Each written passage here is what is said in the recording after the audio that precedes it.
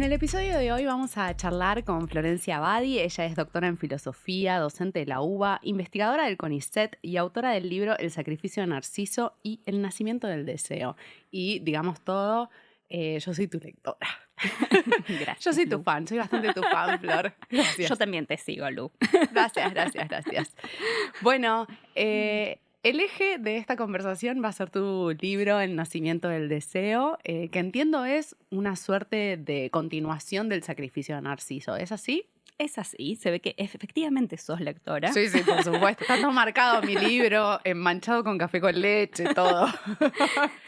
Sí, me parece, yo lo siento, no, es una continuación. Realmente hay algunos temas que están que son nuevos, como por ejemplo el tema de la vergüenza, el tema de la culpa, toda esa parte sobre lo culposo, ¿no? Se llama Lo culposo, no la culpa, el capítulo. En torno al deseo.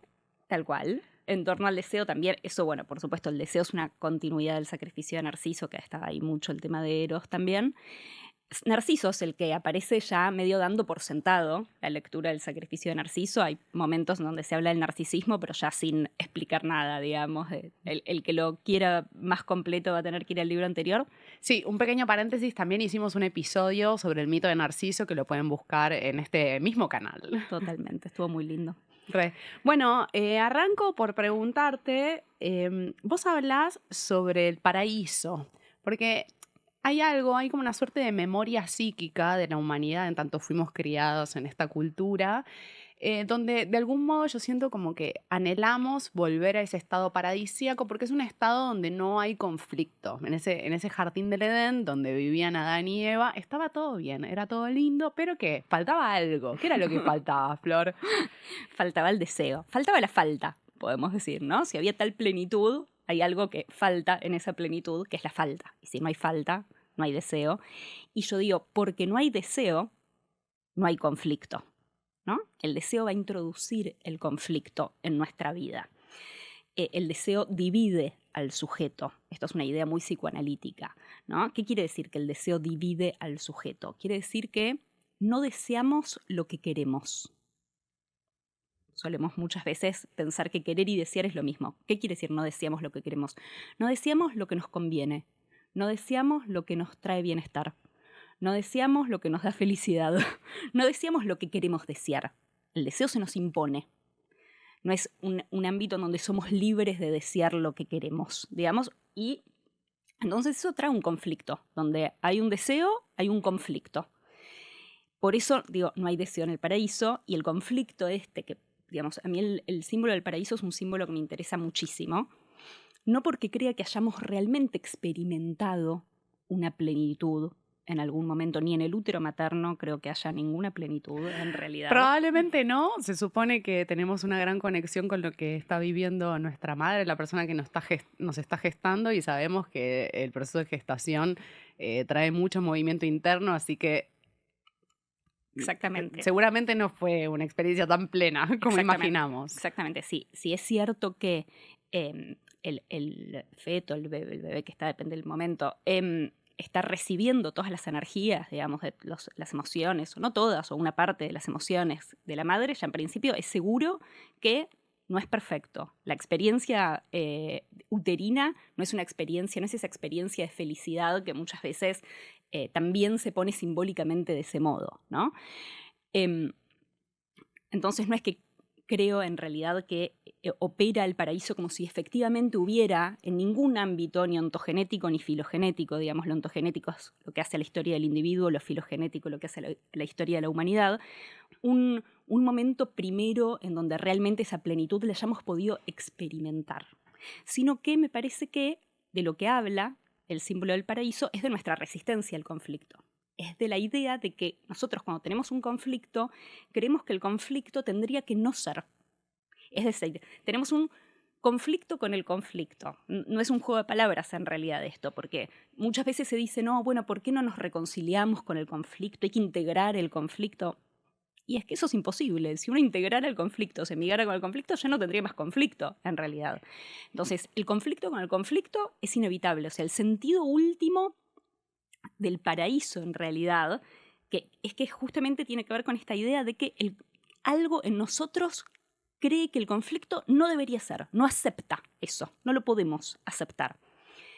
Y es interesante también, vos traías lo de Adán y Eva, que bueno, yo empiezo hablando de ese mito, ¿no? Si en el sacrificio de Narciso había mucha mitología griega y mucha cultura popular también, acá está este mito, digamos, este relato judeocristiano que está en el Génesis, al principio del Génesis, que es como algo nuevo, ¿no? En el análisis mío, digamos. Es un mito nuevo. Y ahí, en realidad, la palabra paraíso viene de paradisio, del griego, que es la traducción griega de la palabra Gan, del hebreo. Gan Eden es el jardín del Edén. Y el paradisio solamente es un jardín, quiere decir jardín. No es que hay algún componente celestial en el paraíso, algo como si fuera un lugar que está en un supralunar, en algún lugar especial, en donde la temperatura es diferente, todo es diferente. No, la verdad es que es un pedazo de tierra, es un jardín en donde Dios puso a estos primeros habitantes del planeta, ¿no? Entonces digo, ¿por qué llegamos a pensar que el paraíso también es el jardín de las delicias, si querés? Pero ¿por qué llegamos a poner justamente este símbolo? Yo digo, lo más interesante de un símbolo es eso que se distorsiona del símbolo. Eso que agregamos, que desfiguramos, es lo que mejor habla de un símbolo. No es que, bueno, entonces no cuenta, porque en realidad estrictamente en el texto no significa eso, ¿no? Eso cuenta más que nada, eso que hicimos con ese símbolo. Y eso que hicimos es, entonces, como vos decías, por un lado, pensarlo como la eliminación de cualquier conflicto con el afuera, ¿no? O sea, cualquier hostilidad que podamos tener con otros seres vivos, con la temperatura, con Dios, cualquier hostilidad del afuera. Pero aparte, en la medida en que no hay deseo y no hay conflicto, no hay tampoco ninguna hostilidad que venga de adentro, porque el conflicto, como conflicto interno, ese conflicto que introduce el deseo, bueno, es un conflicto psíquico. Entonces lo que hay ahí es una unidad de la psiquis. Es decir, la psiquis no está dividida por el deseo, sino que está en ese estado que es la inocencia. ¿Qué es la inocencia finalmente? La inocencia es ese lugar en donde no hay pliegue, no hay reflexión, no hay autoconciencia. Cuando uno es inocente, no es autoconsciente. Esa es la idea fina, digamos, que sugiere la idea de inocencia. Entonces, por eso somos inocentes, porque hay una unidad de la psiquis ligada a ese símbolo del paraíso. Y recién cuando comamos del fruto prohibido, se introduce el deseo, ¿no? Ese fruto prohibido es el fruto del conocimiento. En el texto, en el Génesis, conocer y tener relaciones sexuales son sinónimos. Esto es algo interesante, ¿no? O sea, ese fruto del conocimiento, bueno, lo que surge ahí es el deseo, y el deseo sexual, fuertemente hablando. Y me perdí. Sí, bueno, pienso varias cosas. Creo que hay algo del conocimiento que mueve el estado de cosas previo, como ya nada es igual. Entonces hay algo que se rompe de algún modo. Y esto está apareciendo mucho en la cultura popular, en internet, que es con eso de no puedo desver, o me gustaría desver. Como eso que vi me cambió en algo y me gustaría no haberlo visto, ¿no? Como eso aparece en memes, en Mirá, Twitter. no había escuchado desver, pero es interesantísimo. Pero va un poco por ahí. Y también creo que con esto del deseo sexual, bueno, definitivamente muchos de los conflictos de la historia de la humanidad tienen que ver con eso. Hay algo del deseo sexual que nos saca de nuestra vida normal, de nuestra vida normada, y muchas veces el deseo es por personas que son prohibidas. De hecho, eso aparece también como uno de los mandamientos, ¿no? Bueno. Y también pensaba, esto es como más del análisis junguiano, como una de las funciones que tiene la sexualidad y el encuentro con el otro es la modificación de la psiquis. Eso que éramos después de ese encuentro cambia. Tal cual. Por eso la sexualidad tiene esta potencial química. Muy interesante todo. Ya de las 3 cosas que te quería decir, ya me olvidé una, pero no, empezando por esto del desver, porque justamente algo interesante, ¿cuál es la paradoja del paraíso? La prohibición, eso, la cuestión de la prohibición y la cuestión del desver, esas 2 cosas quería comentarte. ¿Cuál es la cuestión? En el paraíso, digamos, uno podría decir, hay una cierta contradicción. ¿Cómo puede ser que en un lugar tan pleno y tan perfecto se nos prohíba algo, ¿no? Se nos prohíba comer del fruto. Y lo que dice el texto es que ellos tenían los ojos cerrados hasta que comen del fruto. Es decir, esto de que ver, efectivamente, es algo vinculado al deseo. Porque, ¿qué quiere decir? Que ellos tienen los ojos cerrados y cuando comen del fruto, dice, se abrieron los ojos, el texto dice literalmente, se abrieron los ojos de ambos y vieron que estaban desnudos. Y uno dice, ¿cómo? Pero sí, ¿que estaban ciegos antes de ese momento?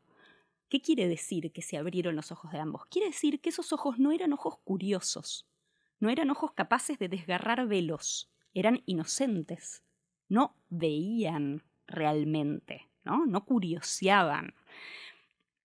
Entonces no hay curiosidad en el paraíso.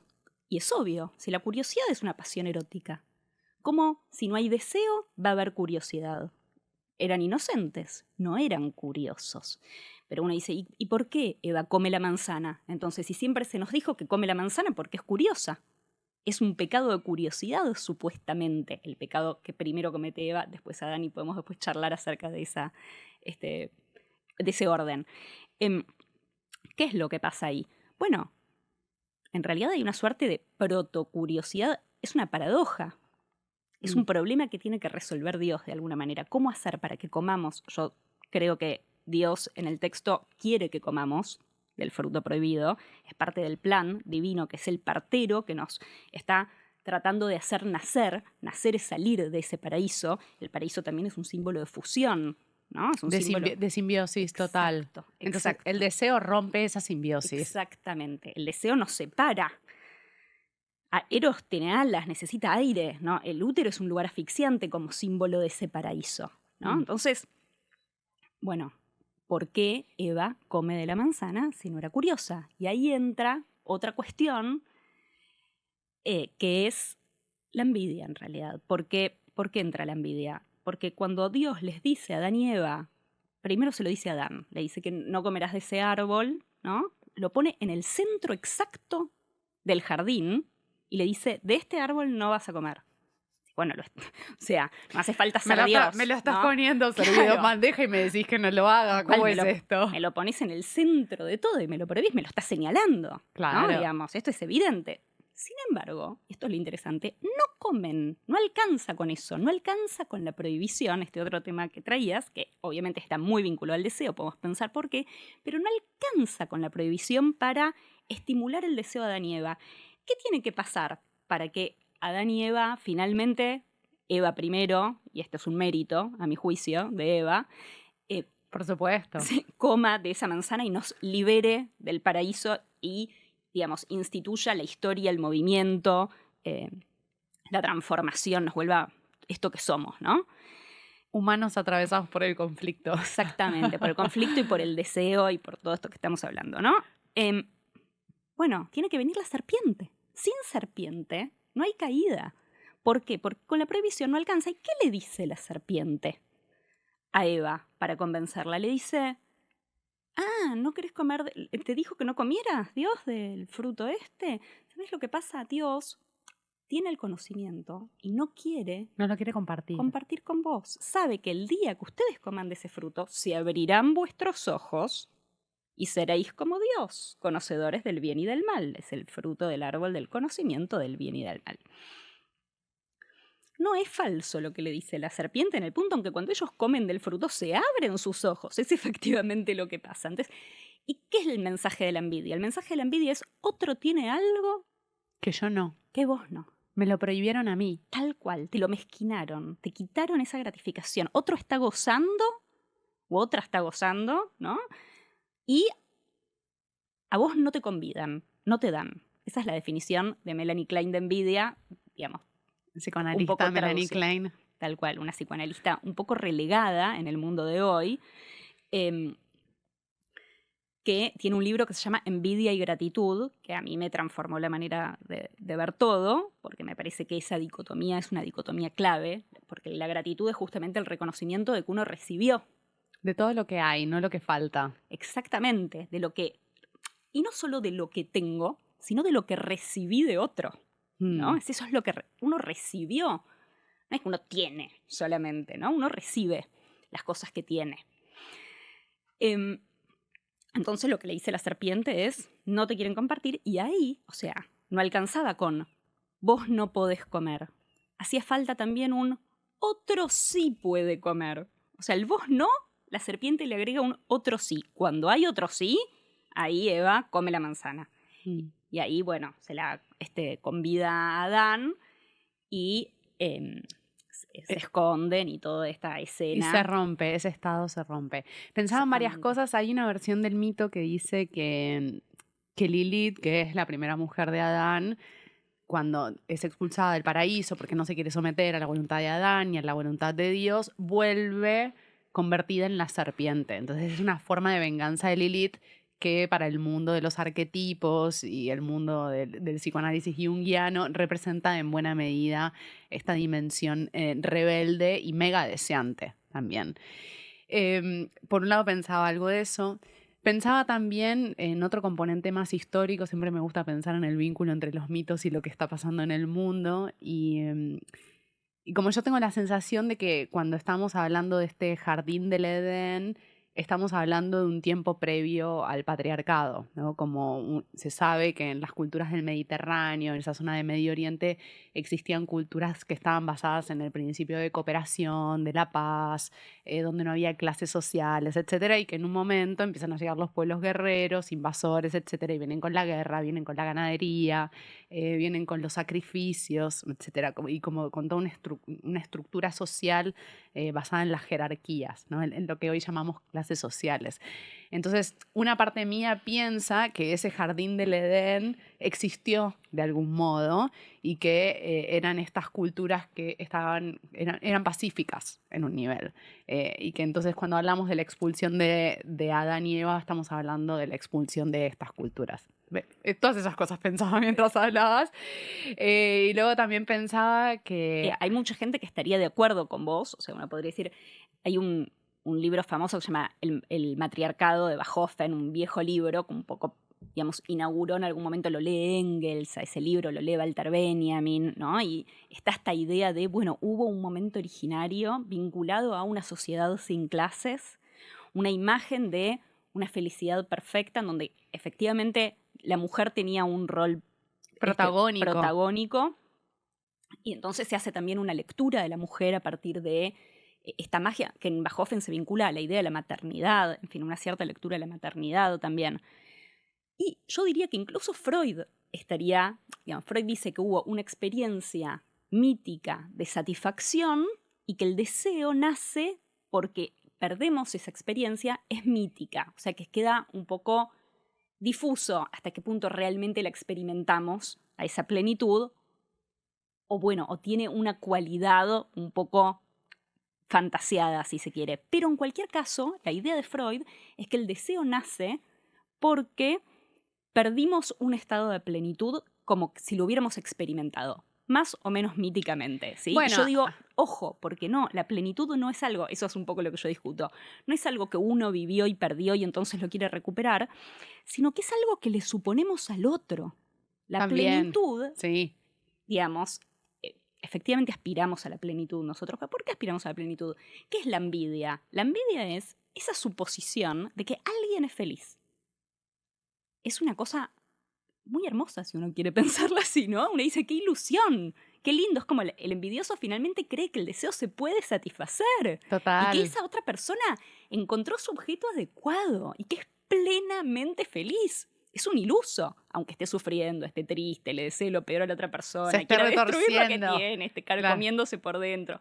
Digamos, hay un elemento que es una gran ilusión. Y el deseo necesita para circular de esa ilusión. Pues si el deseo se entera de que en realidad no se puede satisfacer, de que es constitutivo del deseo algo de la falta, ¿y para qué va a seguir invistiendo? Claro, no se mueve. Claro, entonces Se queda donde está. Es como, yo digo, la envidia es como un velo que protege al deseo, finalmente. Por muy mal que la pasemos cuando envidiamos, ¿no? Digamos, y por mucho que sea útil tratar de, digamos, estimular nuestra gratitud para bajar nuestra envidia en esta dicotomía, ¿no? Digamos, por mucho que crea que ese es el camino, sí me parece que envidiamos para algo. Cumple una función la envidia en todo esto. Y vos traías lo de Lilith, hay otras versiones también que dicen que son los ángeles que se ponen celosos de la creación de Dios. Siempre está vinculado con algo. de celos, de Hay envidia. y una venganza también. Aparece el componente rencoroso. Me gusta, me gusta. Y pensaba también en esto de la envidia y el deseo. Necesariamente aparece un vínculo con la competencia. Digamos, con esto de medirse con el otro. Yo diría que la envidia es una, más que competencia, es una rivalidad imaginaria. O sea, Una rivalidad. porque en la competencia uno puede decir, bueno, a veces, no sé, competimos, a ver quién llega más lejos, corremos, hacemos una carrera. ¿Quién vende más libros? ¿Quién vende más libros? Estoy perdida con vos, Lu. Pero bueno, ¿quién tiene más seguidores en...? No, eso nunca. Entonces digo, competimos en algo y bueno, o concursamos en la facultad, ¿no? Y ahí es una competencia, digo, por decir algo más real, que hace poco me ha tocado esto. Bueno, te encontrás con tus compañeros de cátedra y tenés que competir. Claro. Otra cosa es la rivalidad imaginaria que uno tiene con determinadas personas, ¿no? A las que uno les supone algún goce, que cada tanto se entera de la verdad, porque, digamos, es una ilusión, ¿no?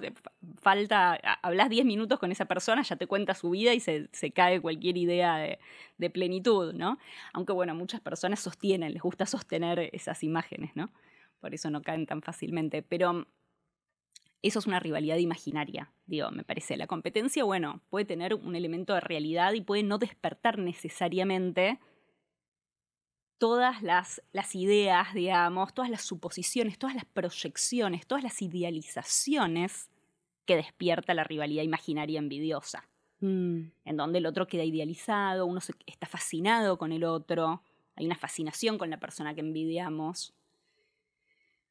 Que alimenta tus movimientos, de algún modo, porque eso te impulsa a buscar, te impulsa a hacer más. No sé, ¿hay algo de eso, tal vez? Yo creo que, mira, eso es algo que de alguna manera quedó medio enigmatizado en este libro, porque en El sacrificio de Narciso yo vinculaba la envidia con la parálisis, en realidad, con la impotencia. Hay un texto en El sacrificio de Narciso que se llama Envidia y venganza, y yo decía, vos que traías el tema de la venganza, la envidia es, digamos, es lo que siente la persona que en realidad no se puede vengar. ¿Qué es lo que le pasa a la reina malvada de Blancanieves, que le quiere dar las manzanas envenenadas a Blancanieves y nunca la logra matar? El envidioso es impotente, en realidad, para lograr su cometido. El lugar en el que estás como en un lugar de parálisis, de inmovilidad, mirando como vos al otro, fascinado con la felicidad del otro. Y lo que apareció leyendo el texto del Génesis es, no, acá la envidia está cumpliendo una función de motor, en realidad, que es lo que traes vos. Entonces digo, bueno, es curioso porque es algo así como un motor inmóvil, porque la figura del motor inmóvil en Aristóteles sirve para pensar cuál es el origen del movimiento, ¿no? Aristóteles dice, bueno, ¿cómo puede ser que haya esto lo mueve? Y Eros tiene ese problema. Eros como dios, o sea, el deseo, siempre en las genealogías se lo pone como un dios muy antiguo, anterior a la madre. Hesíodo dice como es un dios primordial. ¿Por qué? Porque es lo que pone en movimiento, el cosmos. Es un dios cosmogónico del movimiento. Entonces tiene que estar en el origen. Bueno, entonces, digo, la figura del motor inmóvil tiene que ver con cómo surge el movimiento, cómo resolver esta paradoja, este problema, digamos, que es capital para la vida, de cómo se inicia el movimiento. Bueno, yo creo que la envidia cumple algo de esa función. Tiene una relación con la parálisis, con la inmovilidad, pero por otro lado acicatea. Y como decís vos, también uno desde un lugar envidioso puede motorizarse algo, ¿no? Si no se queda mirando. Estoy intentando ser optimista igual.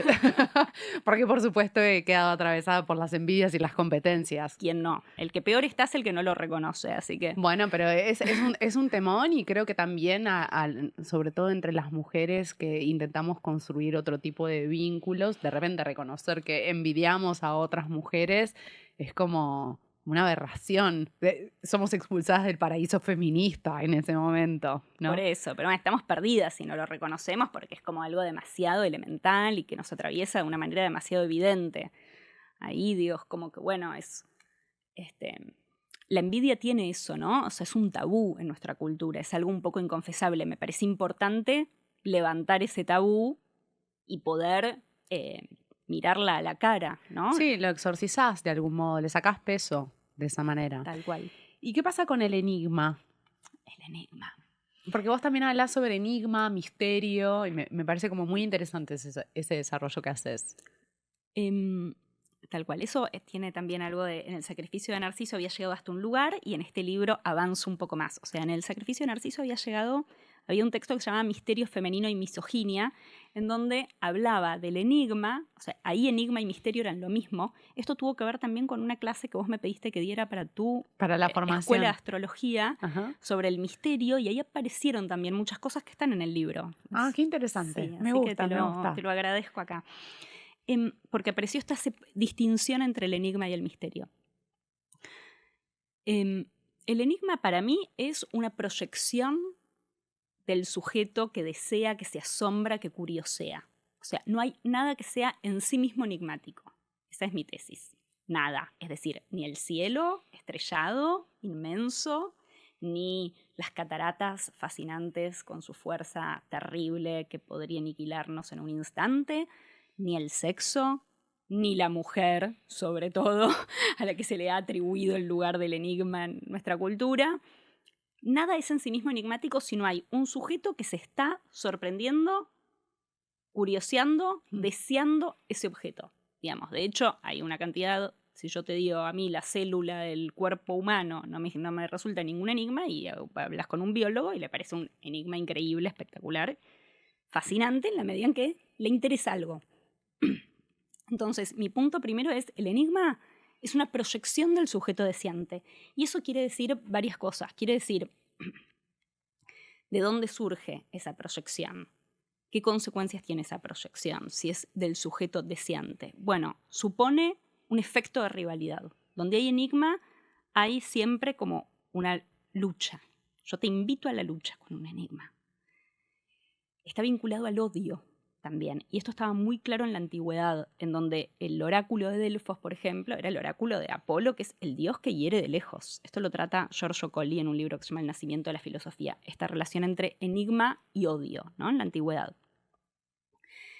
Los enigmas de la esfinge eran un producto de la crueldad de la esfinge, ¿no? O sea, no es que el enigma, pues nosotros tenemos una, ¡ay, qué enigma, qué lindo!, ¿no?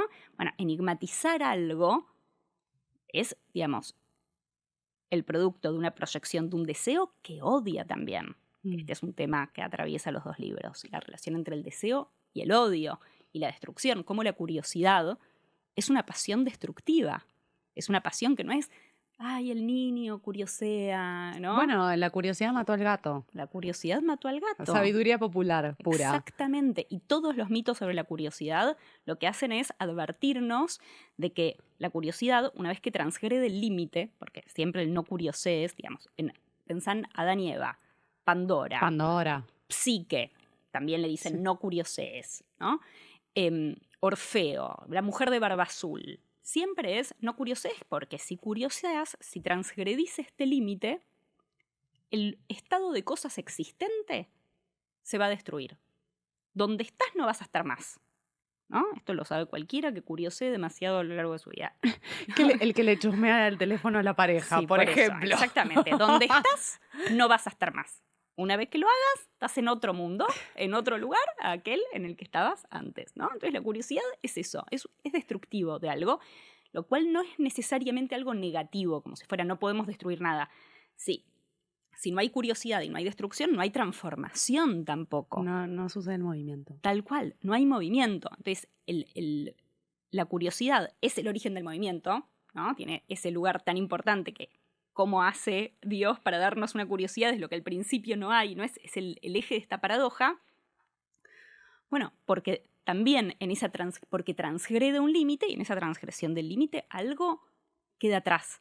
Entonces, por eso siempre está, ¿no? En todos los mitos se nos dice que no curiosiemos. Bueno, es una moraleja que busca preservar las cosas, ¿no? No es que necesariamente esté mal curiosar. Uno bien puede decir que, digamos, que es necesario, ¿no?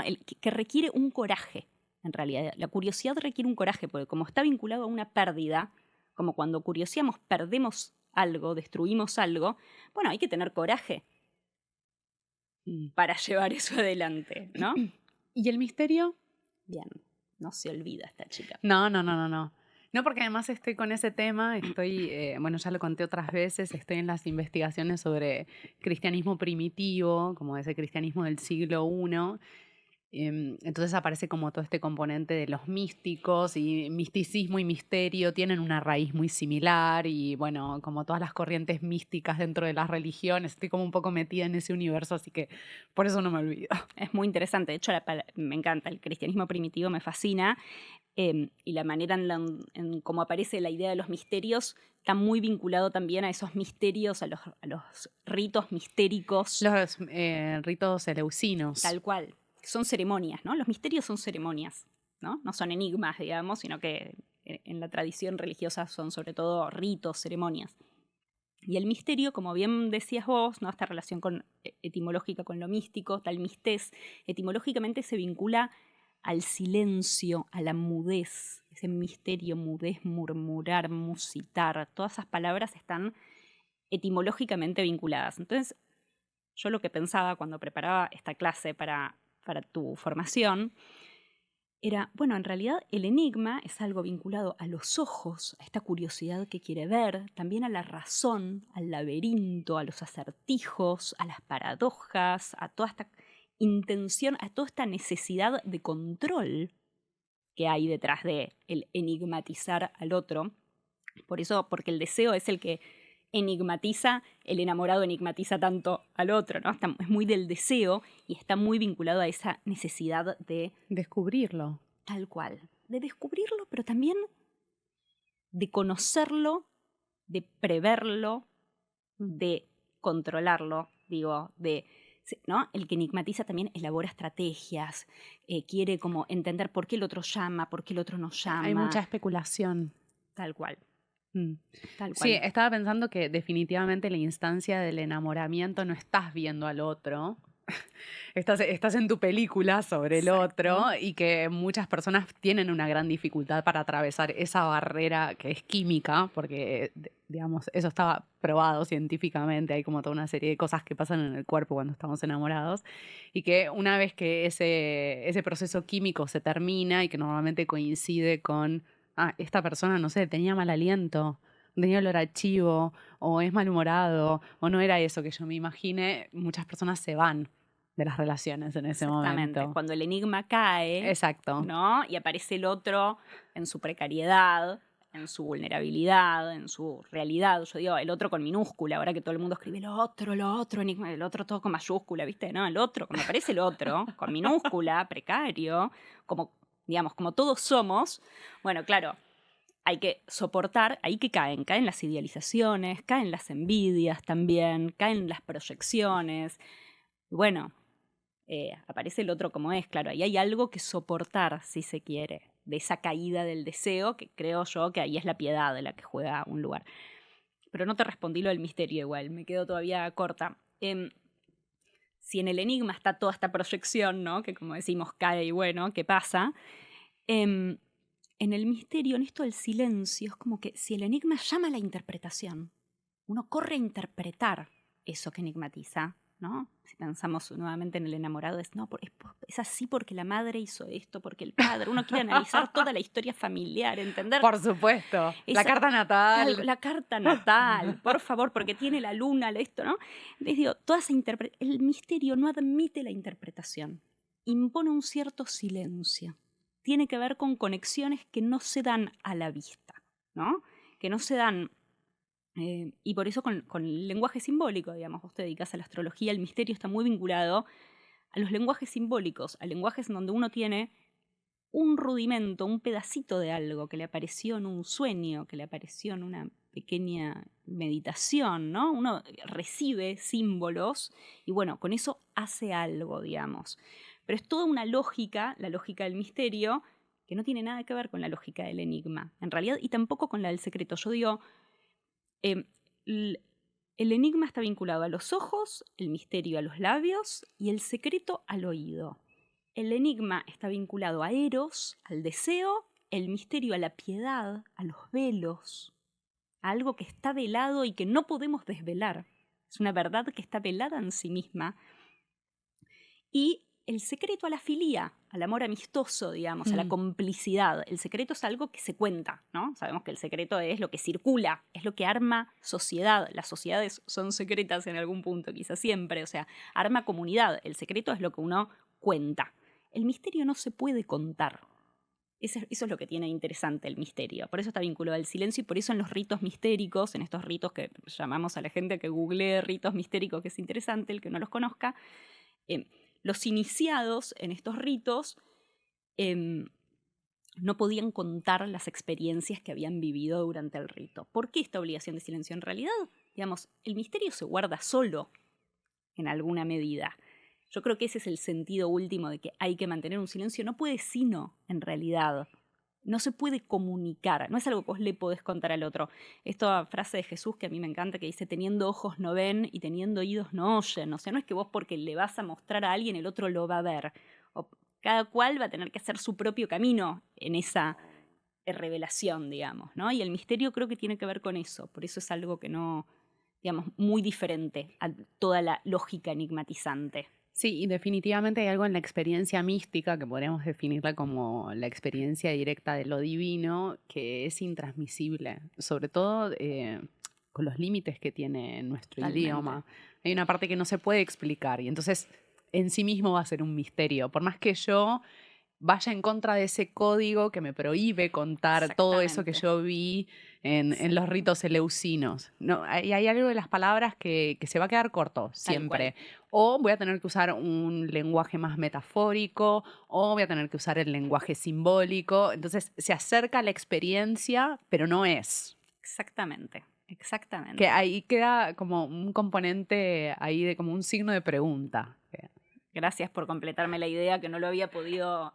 Exactamente eso. Hay algo que es intransmisible, ¿no? Que es intransferible. Hay algo del orden de la experiencia también.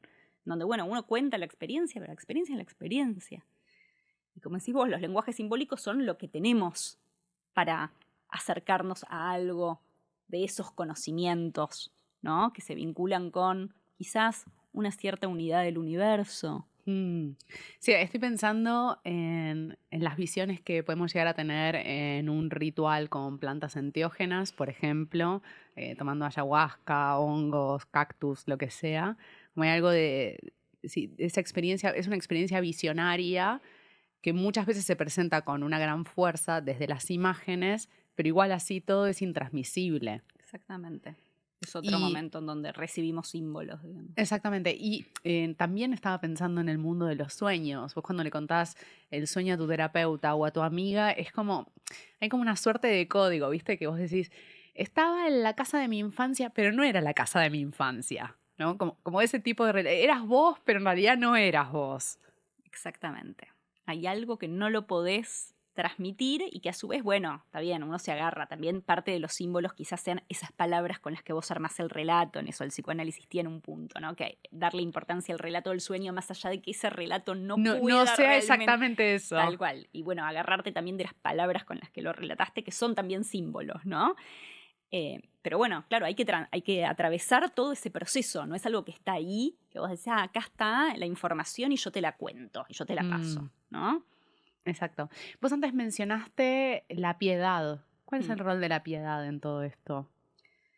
Yo creo que la piedad cumple un rol fundamental en nuestra vida. Venimos hablando de la curiosidad como esa pasión erótica que desgarra velos, ¿no? La piedad para mí es justamente el gesto que sostiene los velos.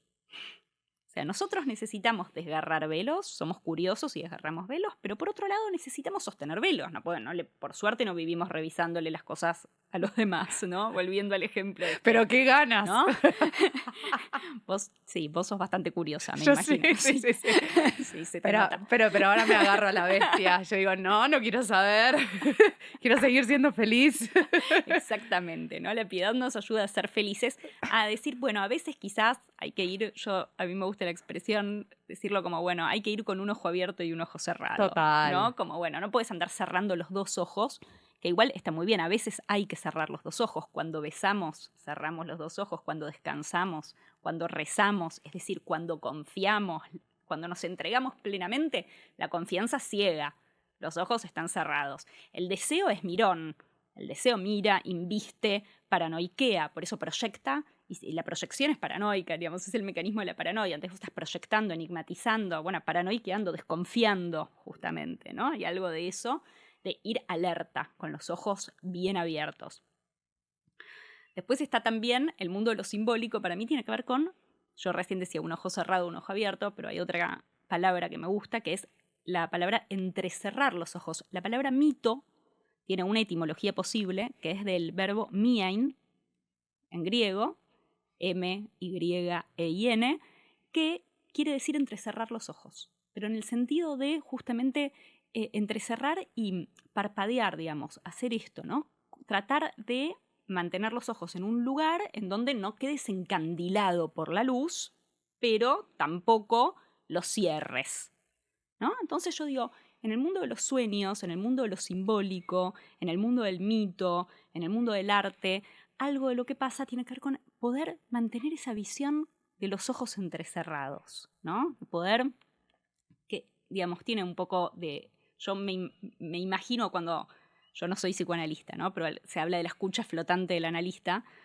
Diría que cuando ejerzo la escucha flotante aún sin ser analista o cuando los analistas lo ejercen, entiendo que hacen algo de esto, ¿no? Tiene que ver con ver, a ver, ¿a qué alude esto? No tomar la palabra literalmente que el otro te está diciendo, sino poder escuchar esos otros planos. Para eso hace falta entrecerrar un poco los ojos, ¿no? Pero bueno, ya me fui totalmente del tema de la piedad. Pero tiene mucho sentido lo que estás diciendo. Entonces, ¿la piedad cómo juega? Claro, la piedad para mí tiene que ver con el gesto que necesita sostener los velos. No todo el tiempo podemos estar desgarrando los velos, mirando alerta así, ¿no? La piedad en la escultura de Miguel Ángel, a mí me gusta mucho pensar esa escultura, pero bueno, es la obra de arte que se llama La Piedad más importante de la historia de Occidente. Entonces, cuando me puse a pensar la piedad, dije, bueno, esta obra tiene que tener una clave para pensar en qué consiste la piedad. Y en esa obra lo que hace Miguel Ángel es poner a María de una edad bastante parecida a la de Jesús, o sea, es una madre que tiene una edad... Que Perdón, Flor, sí. tengo que decir esto, pero hay una versión que dice que en realidad era María Magdalena, que no era María. Mira. Esas son todas las investigaciones del cristianismo, ahí como tiene todo de el las disidencias dentro del cristianismo. Bueno, me estás sacando de este problema, digamos. Si es María Magdalena, se explica... Claro, bueno, porque se supone que tenían más o menos la misma edad. Claro. Bueno, muchas gracias, muy buen dato, lo voy a investigar. En cualquier caso, a lo que iba yo es que María, ahí, ya sea María Magdalena o María la Madre de Jesús, no está sufriendo. No es que la piedad es sufrir con el otro, como muchas veces interpretamos la compasión. La cara está totalmente relajada. ¿Y qué es lo que hace María? Sostiene lo que desfalleció. Jesús ahí es lo desfallecido, lo desmayado, lo muerto, si se quiere, lo desvitalizado. O sea, la piedad es el gesto que sostiene lo extinto, que sostiene el pajarito que se murió. Como el nene que agarra un pajarito que se murió. ¿Quién sostiene? Que sostiene a los ancianos, si querés, lo que perdió vitalidad. La pietas de Eneas es, en el texto de la Eneida, es que Eneas carga a su padre que está herido en los hombros, sostiene al padre que ya es anciano y no está vitalizado. El deseo, para mí, es la vitalidad. Es un poco curioso quizás que yo interprete a Jesús en la escultura esta como el deseo, porque en general, viste, se opone mucho Jesús y lo erótico. Bueno, pero es una lectura muy parcial. Tal cual, una lectura muy parcial para nosotras que nos gusta el cristianismo primitivo. Fans. Pero, digamos, por eso yo lo interpreto así. Jesús ahí es el deseo, claro, el deseo desfallece, tiene ese gesto. Platón dice en un momento, no es ni mortal ni mortal, está todo el tiempo muriendo y floreciendo otra vez, ¿no? Tiene algo ahí como que no. Entonces el deseo todo el tiempo está en ese gesto desfalleciendo. ¿Qué sostiene la escena cuando el deseo desfallece? Cuando se caen las idealizaciones, cuando aparece todo eso que vos decís, y el otro tiene mal aliento, el otro. ¿Qué sostiene la escena en ese momento? Bueno, la piedad. Sin piedad no hay quien sostenga o quien le importa el pasado, por ejemplo, ¿no? Tanto que hablamos de memoria. ¿A quién le importa? ¿Por qué el pasado? ¿Por qué nos importa? Bueno, hay un gesto de piedad, de tener, digamos, que nos importe ¿por qué enterramos a nuestros muertos y nos importa lo que pase con ese cuerpo? Y es algo tan importante para la historia de la humanidad. Bueno, porque somos piadosos. Y es muy interesante que la palabra piadoso esté vinculado a lo religioso, ¿no? El piadoso es el religioso, pero en términos generales porque el religioso también es el que respeta, es decir, el que no curiosea, el que no transgrede el límite, ¿no? El que no curiosea. El piadoso sostiene la escena, no desgarra el velo, lo sostiene. En el templo acá no se puede entrar, esto no se puede tocar, ¿no? Lo sagrado está lleno de determinadas prohibiciones que tienen que ver con no exhibir. Un cuidado. Algo, tal cual, algo que no se exhibe. La intimidad es para mí una figura privilegiada de lo sagrado. Algo que uno no exhibe. Que uno, ¿no? Por eso el exhibir, el espiar, son todos gestos bien de la crueldad erótica, digamos, ¿no? Que desgarra esos velos.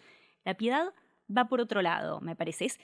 Ni siquiera diría va por otro lado. Tensa el arco de nuestra experiencia humana. Es como si la piedad y la crueldad, que es el verdadero antónimo de la piedad para mí, pero el deseo yo creo que es cruel, no sé si el deseo tiene un componente de crueldad, sí. Porque desgarra velos, y entiendo por crueldad el gesto que desgarra velos. Y rompe. El deseo rompe. Tal cual. Y separa. Entonces, bueno, creo que en nuestra experiencia todo el tiempo estamos un poco regulando esos dos gestos, el de desgarrar y el de sostener los velos.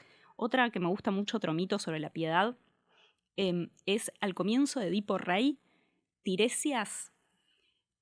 Edipo está buscando quiénes son los asesinos, o el asesino, se dice en plural en el texto, los asesinos de Layo, que es el que era el padre de Edipo, y que lo mató el mismo Edipo, ¿no? Claro. Pero Edipo no sabe que mató al padre y que ahora se casó con la madre y que tuvo esos hijos que tiene ahí con la madre, no sabe nada. Entonces el oráculo dice, bueno, la peste esta que está en Tebas tiene que ver con el asesino de Layo. Hasta que no encuentren al asesino de Layo, no se termina la peste. Entonces, bueno, Edipo, rey de Tebas, dice, bueno, hay que encontrar al asesino. Vamos a llamar a Tiresias, este vidente ciego. Muy interesante la figura del vidente ciego. Eso aparece muchas veces. Como, digamos, esotéricamente podríamos decir que no vemos con los ojos físicos, que vemos con el tercer ojo. Tal cual. Entonces lo llama para que le diga quién es el asesino de Layo. Y Tiresias no le quiere decir. Le dice, no, pero ¿para qué, Edipo? Te vas a afligir vos, me voy a afligir yo. No se lo quiere contar hasta el momento en que Edipo insiste. Le dice, bueno, sos vos entonces, si no me lo querés decir. Bueno, para un poquito, le dice Tiresias, para un poquito, pues te voy a decir quién fue. Si me echás la culpa, fuiste vos, ¿no? Bueno, es más complicado, es más complejo, toda la obra va hasta que Edipo va descubriendo, en realidad no es tan inmediato, pero sí Tiresias finalmente se lo dice. Y lo que a mí me interesa de esta escena es que siempre se reivindica la figura de Edipo, que persigue la verdad más allá de todo y que no le importa nada más que... Y no se destaca nunca la piedad de este hombre, que es un adivino piadoso porque es humano, porque si fuera el oráculo de Delfos no tiene ninguna piedad de nadie, nunca. Sí, pero también el oráculo de Delfos te hablaba con metáforas, que tal vez estabas toda tu vida intentando decodificarlas. Está bien. Entonces era como tan abstracto que, bueno, que había un componente piadoso en eso. Tal cual, está bueno. Está bueno. No sé si era piadoso, pero está bueno pensarlo Pero así. como no lo entendí, entonces fue piadoso. Sí, tal cual. Algo, velar vela, ¿no? Velar vela, sí. Vela, tenés razón. Pero bueno, a mí me gusta esto de que él es como un oráculo humano. Total. Entonces, bueno, sí. no quiere decirle algo tan duro. No le quiere decir eso, ¿no? Entonces digo, la piedad tiene algo de eso. Tiene algo de sostener el velo un poco, no ir, no hace falta, ¿no? Todas las verdades todo el tiempo. Estoy segura que al público que está escuchando esto va a interpelar profundamente lo que le estás diciendo, porque hay muchas astrólogas, tarotistas, canalizadoras escuchando este capítulo y que muchas veces pasan la consulta que como la persona te pregunta algo y vos decís, no sé si querés saber lo que estoy viendo. A veces no lo ves y no es que estás ocultando información, pero a veces es como, no sé si querés saber. Bueno, es muy interesante. De hecho, mucha gente no va a este tipo de lugares porque le da miedo lo que le van a decir. Hay que tener un coraje para poder recibir esa eso, información. Tal cual. Claro. Y efectivamente, quien ve regular cuánto dice y cuánto no dice, siempre lo estamos regulando. Aún si vos decís yo no tengo filtro, y bueno, eso es una decisión que uno toma. Tampoco digamos, tenés ¿no? amiguis, seguramente. Tal cual, exactamente. No tenés vínculos que hayan durado demasiado, seguramente. Exactamente. Si no sostenemos velos, no dura nada. No dura nada. No dura Bueno, nada. Flor, ¿dónde podemos encontrar tu libro El nacimiento del deseo? Y ahora, por suerte, está distribuyendo Big Sur en un montón de librerías, así que está en Eterna Cadencia, en Libro del Pasaje, en Cúspide, no quiero nombrar, sobre todo en un montón, en Mercado Libre también lo encuentran en un montón de lugares con envíos gratis, con todo, lo cual para mí es un milagro, porque como todavía tengo el Sacrificio de Narciso, estuvo agotado 1000 años y todavía no se consigue. Que me digan dónde se consigue tu libro y poder decir esto, es como estoy feliz y Felicidad. contenta que sí, este se consigue. Bien, hermoso. Bueno, ¿y en redes sociales dónde te encuentran? Florencia Badi. Bien, perfecto. Florencia Badi en Instagram, Facebook, la verdad me ayorné, lo estoy usando poco y me hace sentir joven. Muy bien, rejuvenecimos. Bueno, gracias Flor por esta conversación, un placer realmente. Gracias a todas las personas que se quedaron hasta el final. Si quieren escribirme pueden hacerlo a mi correo electrónico hola@lugaitan.com o en mi página web lugaitan.com. Ahí está toda la información, todas mis redes sociales. Gracias. Muchas gracias, Lu.